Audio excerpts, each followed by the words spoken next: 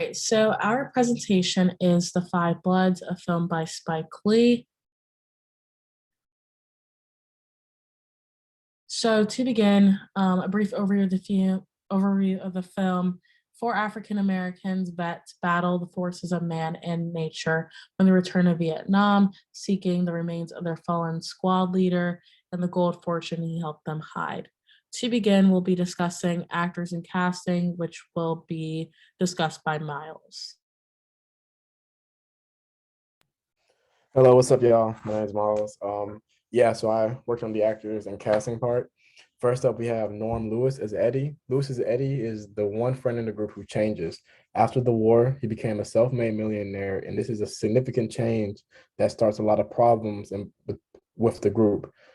Though the bond that they shared in the war is what keeps them together in this new journey that they're on. Whitlock, Isaiah Whitlock Jr. as Melvin. Whitlock and Melvin seemed to be the only one from the group to come back with no problems from the war. He was very self-composed throughout the whole film, as well as one of the most comedic in the film, I might add. Chadwick Boseman, he's he played Storm Norman Earl Holloway, and this is the character that died in the war, who they come back for. Boseman, ever since his lead role in Black Panther, he has had a major spike in popularity. So this swap from a superhero to a U.S. freedom fighter in the Vietnam War was very unique. Boseman's character had to deal with the oppression of Black people back home as he lays his life on the line, leading troops against Viet Cong. Clark Peters Otis. Peters, in my perspective, was very in tune with his character. I believe he was very in love with his character, and that is why he portrayed it so well. Peters Otis was the medic of the group who reunites with his Vietnamese lover during the war and learns he has a daughter with her. This is why his portrayal of the character felt so real, and why he was awarded the BAFTA Best Supporting Actor nomination for his performance. Jonathan Majors as David. Majors was playing the role of Delroy Lindo's son. And one of the things that I've noticed between these characters that their relationship was very volatile. I feel like one of Major's goals throughout the film was to vividly show the viewer the type of father-son relationship his character and Lindo's character had. Delroy Lindo as Paul. One of the challenges of playing this part for Lindo was the character's political views. They wrote the character Paul to be a Trump supporter, and that's not what Delroy Lindo's political views are. So he was very hesitant to play the part. And to play this part, I feel like Lindo really had to sit down, read the script, and figure out how he could play this part, even though it doesn't go against it goes against his political views.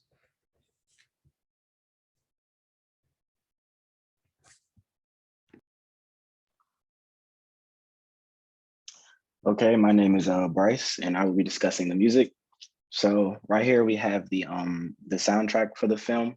These are the songs that were played during specific scenes without the film. And if you listen to each of the songs, you'll realize that the pace of all the songs are extremely slow, and they are also, all the songs sound as if they belong in a movie about war, to be quite frank.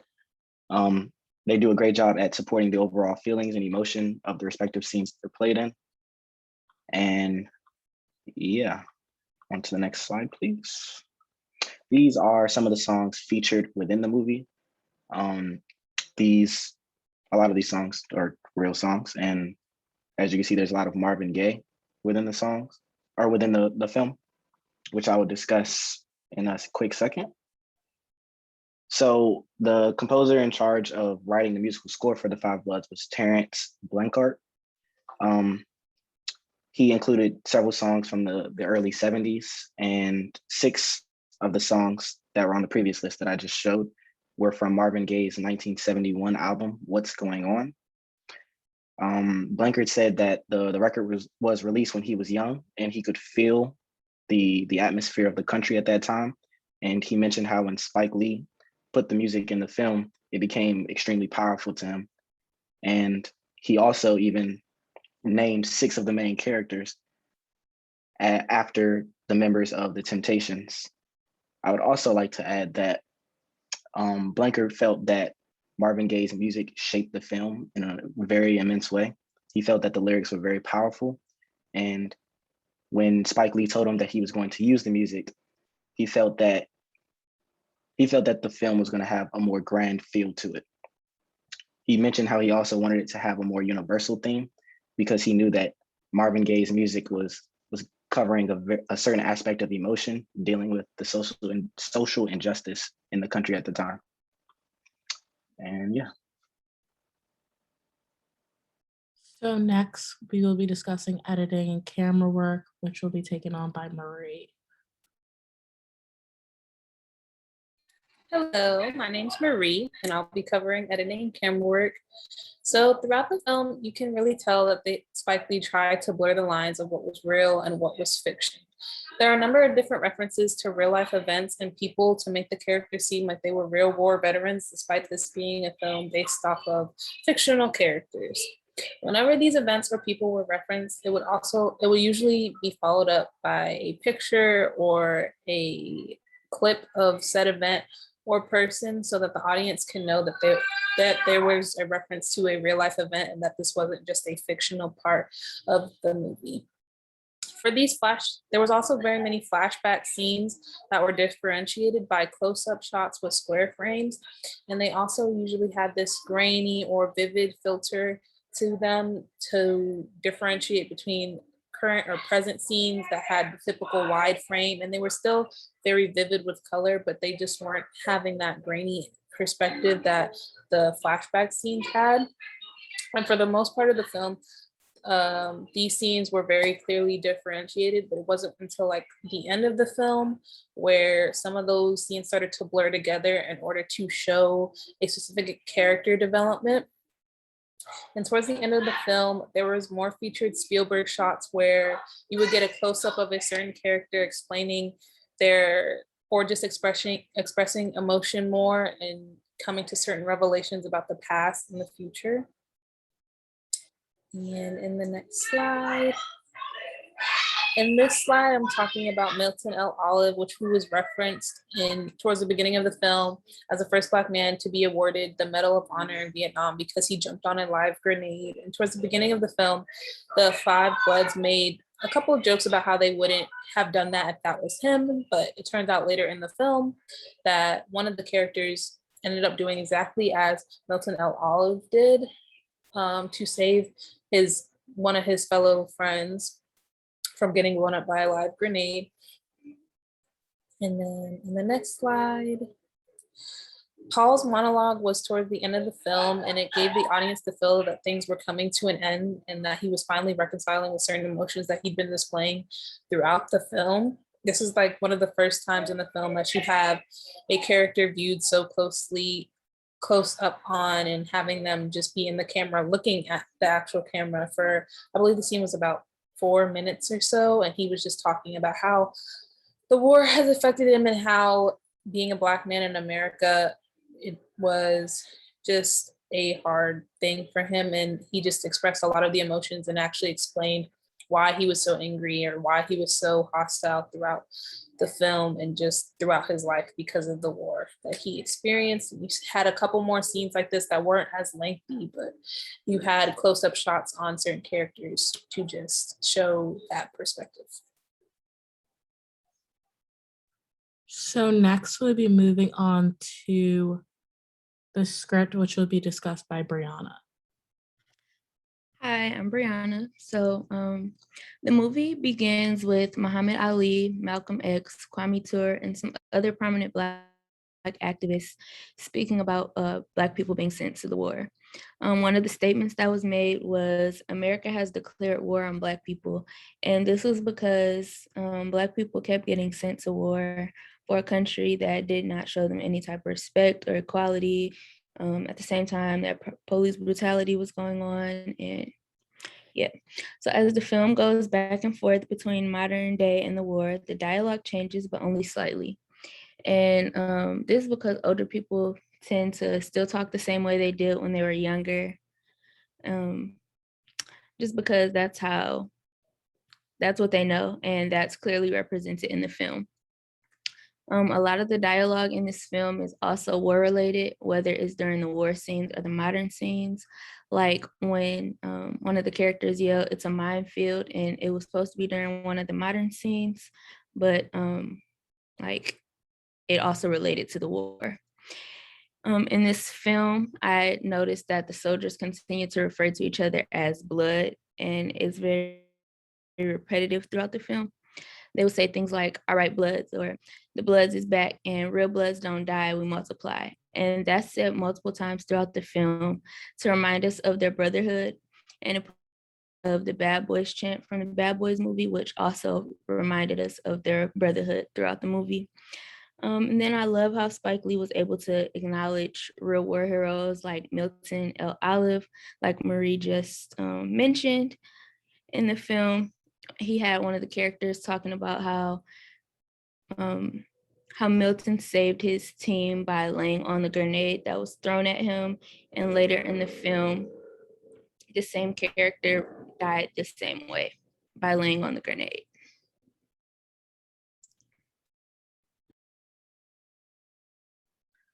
Hi, my name is Aria, and I'll be discussing settings and costumes in the film. The costumes in the film are an integral part in understanding the current time and place the characters are in. As Spike Lee quickly switches between flashbacks of the Vietnam War to present day, the costumes in the film also correspond with the characters' beliefs and help us to understand the complex identities of some of the characters. First, we begin with the character Paul, played by Delroy Lindo. He is shown wearing a Make America Great Again hat throughout the film. He takes lots of pride in wearing the hat, which can be striking to viewers considering he is a Black man, and it is no secret that the Black community was not a fan of former President Trump. However, Paul is a huge supporter of Trump. This actually makes sense because Trump supporters typically feel as they have been betrayed by their country in some manner, and they follow Trump because they believe he will restore what has been wronged. Hence his platform, Make America Great Again. In this case, Paul feels betrayed by his country when he returns from the Vietnam War. Although Paul and other Black Vietnam War veterans risked their lives for their country, they were faced with discrimination and disrespect when they returned home from the war. When Black Vietnam War veterans returned home, they were not only hated by white Americans, but also the North Vietnamese. Essentially, the Make America Great Again hat for Paul symbolizes Paul's complex relationship with America. Moreover, David, Paul's son, is wearing a Morehouse shirt when hiking through the forests of Vietnam. David's shirt portrays his pride in the Black community, which isn't surprising considering he's a Black studies teacher. Additionally, this shirt gives David a sense of strength and power, which empowers him to get through the trip. When the Bloods return to present-day Vietnam, they are wearing modern-day clothing and even go to the club. This is very different from their original time spent in Vietnam as soldiers. The club's setting and relaxed clothing is meant to illustrate a new era of Vietnam. Similarly, the setting with McDonald's in the background illustrates a new era of Vietnam as well as America's influence on the country. Furthermore, Norman, a fallen soldier in the Vietnam War and an advocate of Black rights, is shown in a still moment of the film in the Vietnam forest with a palm tree behind him in a loose-fitting uniform. This scene, as well as the characterization of Norman, is a direct comparison to the leader of the Black Panther Party, Huey Newton, as is shown on the right. Norman is an advocate for Black power, and whereas Huey Newton advocates for Black rights in America. Therefore, Norman takes on Black power and hence contributes that role in his soldiers, the Bloods, and advocates that Black power through them as well. Finally, Spike Lee constantly jumps from present day to flashbacks at the Vietnam War, which can be slightly confusing in the beginning of the scene because the actors are the same age in the flashback and present day. It is also slightly confusing because the film takes place in the Vietnamese forest the majority of the film. Lee emphasizes their costumes in order to portray time. When they are in the Vietnam War, they are in their uniforms. When Lee switches to present day, the veterans are in typical athletic and hiking wear, which can be shown here. After watching the film, we concluded that the psychological impact of the Five Bloods may be different based on the viewer. For example, those who are Black Vietnam War veterans may have a positive emotional response to this film because their story has never received recognition for their sacrifices. The typical viewer may have a more complex perception of Trump supporters. The typical viewer may have previous biases that formulate their perception of the typical Trump supporter. However, Paul's story in The Five Bloods provides the viewer with a more complex insight on why one may be a Trump supporter. Additionally, Spike Lee's film addresses many arguments against the Vietnam War.